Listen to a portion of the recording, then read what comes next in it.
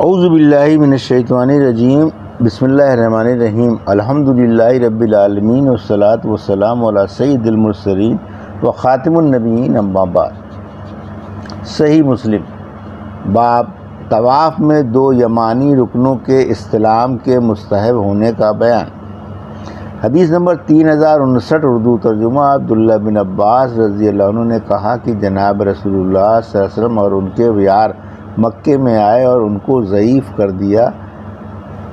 دیا تھا مدینے کے بخار نے، اور مشرکوں نے کہہ رکھا کہ کل تمہارے پاس ایسے لوگ آئیں گے کہ ان کو بخار نے ضعیف و ناتواں کر رکھا ہے اور بڑی ناتوانی ان کو ہو گئی ہے، اور مشرکین حتیم کے پاس بیٹھے اور نبی صلی اللہ علیہ وسلم نے یاروں کو حکم دیا کہ 3 شوط میں رمل کریں اور مابین حجر اسود کے اور رکن یمانی کے عادت کے موافق چلیں کہ مشرکوں کو ان کی قوت و طاقت معلوم ہو۔ سو مشرکوں نے کہا کہ تم نے تو کہا تھا کہ ان کو بخار نے ناتواں کر دیا ہے، یہ تو ایسے طاقتور ہیں کہ کیا کہنا۔ ابن عباس رضی اللہ عنہ نے کہا کہ آپ نے جوان کو 7 پھیروں میں رمل کا حکم نہیں دیا تو اس لیے کہ تھک جائیں گے۔ حدیث نمبر 3060 اردو ترجمہ۔ ابن عباس رضی اللہ عنہ نے کہا کہ رسول اللہ صلی اللہ علیہ وسلم نے بیت اللہ کے طواف میں اس لیے رمل کیا کہ مشرک لوگ آپ کی قوت دیکھیں، یعنی اب ضروری نہیں نہ مسنون ہے، اور یہ انہی کا مذہب ہے۔ باب طواف میں دونوں رکن یمانی کا چھونا مستحب ہے۔ حدیث نمبر 3061 اردو ترجمہ۔ حضرت عبداللہ بن عمر رضی اللہ عنہ نے کہا کہ رسول اللہ صلی اللہ علیہ وسلم کو میں نے انہی دونوں یمن کی طرف کے کونوں کو بوسہ دیتے دیکھا۔ حدیث نمبر 3062 اردو ترجمہ۔ سالم نے اپنے باپ سے روایت کی کہ انہوں نے کہا رسول اللہ صلی اللہ علیہ وسلم بیت اللہ کے چاروں کونوں میں سے رکن اسود وہی جسے ہم اوپر رکن یمانی لکھ چکے ہیں، اور اس کے پاس والے کونے جو بنی جمع کے مکانوں کی طرف ہے استلام کرتے تھے۔ حدیث نمبر 3063 اردو ترجمہ۔ عبداللہ نے کہا کہ رسول اللہ صلی اللہ علیہ وسلم صرف حجر اسود اور رکن یمانی کو چھوتے تھے۔ حدیث نمبر 3064 اردو ترجمہ۔ عبداللہ بن عمر رضی اللہ عنہ نے کہا کہ جب سے میں نے رسول اللہ صلی اللہ علیہ وسلم کو دیکھا حجر اسود اور رکن یمانی کو استلام کرتے ہوئے، جب سے میں نے نہیں چھوڑا، نہ سختی میں نہ آرام میں، یعنی کتنی ہی بھیڑ بھاڑ ہو میں استلام نہیں چھوڑتا۔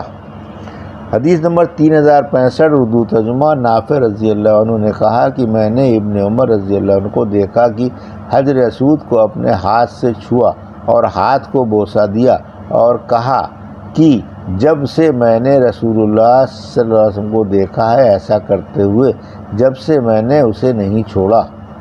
حدیث نمبر 3066 اردو ترجمہ۔ ابن عباس رضی اللہ عنہ کہتے تھے کہ میں نے رسول اللہ صلی اللہ علیہ وسلم کو بوسہ دیتے نہیں دیکھا سوائے ان 2 رکن یمانی کے۔ باب طواف میں حجر اسود کو بوسہ دینا مستحب ہے۔ حدیث نمبر 3067 اردو ترجمہ۔ سالم کے باپ نے روایت کی ہے کہ بوسہ دیا عمر بن خطاب رضی اللہ عنہ نے حجر اسود کو، اور کہا کہ اللہ تعالیٰ کی قسم، آگاہ ہو کہ میں جانتا ہوں کہ تو ایک پتھر ہے، اور اگر میں نے رسول اللہ صلی اللہ علیہ وسلم کو نہ دیکھا ہوتا کہ وہ تجھے بوسہ دیتے تھے تو کبھی بوسہ نہ دیتا۔ ہارون نے اپنی روایت میں یہ کہا کہ اسی کی مثل مجھ سے روایت کی زید بن اسلم نے اپنے باپ اسلم سے۔ حدیث نمبر 3068 اردو ترجمہ۔ ابن عمر رضی اللہ عنہ سے روایت ہے کہ عمر رضی اللہ عنہ نے حجر اسود کو بوسہ دیا اور کہا کہ میں تجھے چوم رہا ہوں اور جانتا ہوں کہ تو پتھر ہے، لیکن میں نے نبی اکرم صلی اللہ علیہ وسلم کو تجھے چومتے دیکھا ہے۔ حدیث نمبر 3069 اردو ترجمہ۔ عبداللہ بن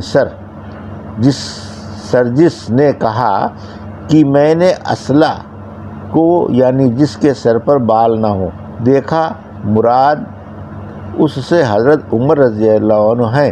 اس سے معلوم ہوا کہ لقب کسی کا اگر مشہور ہو جائے اور وہ اس سے برا نہ مانے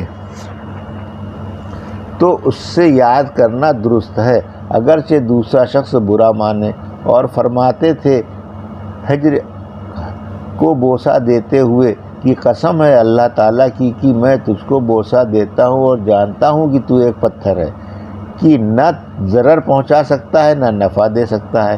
اس قول سے بت پرستوں اور گور پرستوں اور چلہ پرستوں کی نانی مر گئی، جو قبروں وغیرہ کو اس خیال سے بوسہ دیتے ہیں کہ ہماری مراد دیں گے، اس لیے کہ جب حجر اسود جو اللہ تعالیٰ کی طرف سے ہے اس کا بوسہ بھی اتباع جناب رسول کریم صلی اللہ علیہ وسلم کے سبب سے ہے، نہ کہ اس خیال سے کہ یہ ضرر رساں یا نفع دہندہ ہے، تو پھر اور چیزیں جن کا بوسہ کہیں ثابت نہیں ہے بلکہ منع ہے، اس خیال ناپاک کے ساتھ کیوں کر جائز ہوگا؟ اور آگے وہی مضمون ہے جو اوپر گزرا۔ حدیث نمبر 3070 اردو ترجمہ مذکورہ بالا حدیث سند کے ساتھ بھی اسی طرح مذکور ہے۔ حدیث نمبر 3071 اردو ترجمہ سوید نے کہا کہ میں نے حضرت عمر کو دیکھا کہ انہوں نے بوسہ لیا حجر اسود کو اور لپٹ گئے، اور فرمایا کہ میں نے رسول اللہ صلی اللہ علیہ وسلم کو دیکھا کہ وہ بہت تجھے چاہتے تھے۔ حدیث نمبر 3072 اردو ترجمہ سفیان رضی اللہ عنہ سے وہی روایت مروی ہے مگر اس میں لپٹنے کا ذکر نہیں ہے۔ باب سواری پر طواف کرنا جائز ہے اور حجر اسود کو چھڑی سے چھو سکتا ہے۔ حدیث نمبر 3073 اردو ترجمہ حضرت ابن عباس رضی اللہ عنہ سے روایت ہے کہ رسول اللہ صلی اللہ علیہ وسلم نے حجۃ الوداع میں اونٹ پر سوار ہو کر طواف کیا اور حجر اسود کو اپنی چھڑی سے چھو لیتے تھے۔ حدیث نمبر 3074 اردو ترجمہ جابر رضی اللہ عنہ نے کہا کہ طواف کیا رسول اللہ صلی اللہ علیہ وسلم نے بیت اللہ کا حجۃ الوداع میں اپنی اونٹنی پر، اور حجر کو اپنی چھڑی سے چھوتے تھے تاکہ لوگ آپ کو دیکھیں اور آپ اونچے ہو جائیں اور آپ سے مسائل پوچھیں، اس لیے کہ لوگوں نے آپ کو بہت گھیرا تھا۔ حدیث نمبر 3075 اردو ترجمہ جابر رضی اللہ عنہ سے وہی مضمون مروی ہے اور ابن خشرم کی روایت میں وَيَسَالُوهُ نہیں ہے۔ حدیث نمبر 3076 اردو ترجمہ جناب عائشہ صدیقہ رضی اللہ عنہا نے فرمایا کہ طواف کیا نبی صلی اللہ علیہ وسلم نے حجۃ الوداع میں کعبے کے گرد اپنی اونٹنی پر اور رکن کو چھوتے جاتے اور اس لیے سوار ہوئے کہ لوگوں کو اپنے پاس سے ہٹانا نہ پڑے۔ حدیث نمبر 3077 اردو ترجمہ ابو الطفیل سے روایت ہے کہ میں نے رسول اللہ صلی اللہ علیہ وسلم کو دیکھا کہ طواف کرتے تھے اور رکن کو اپنی چھڑی سے چھوتے اور چھڑی کو چوم لیتے۔ حدیث نمبر 3078 اردو ترجمہ حضرت ام سلمہ رضی اللہ عنہا نے شکایت کی رسول اللہ صلی اللہ علیہ وسلم سے کہ میں بیمار ہوں۔ آپ نے فرمایا کہ سب لوگوں کے پیچھے سوار ہو کر طواف کر لو۔ سو انہوں نے کہا کہ میں طواف کرتی تھی اور آپ سورۃ والطور پڑھ رہے تھے نماز میں بیت اللہ کے بازو پر۔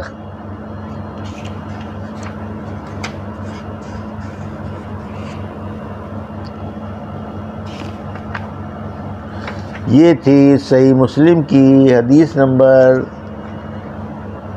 3059 سے 3078 کا اردو ترجمہ جو بھی آپ نے سماعت فرمایا۔ اللہ سے دعا ہے کہ اللہ ان حدیثوں کی صحیح سمجھ عطا فرما اور ان پر عمل کرنے کی توفیق عطا فرما، آمین یا رب العالمین۔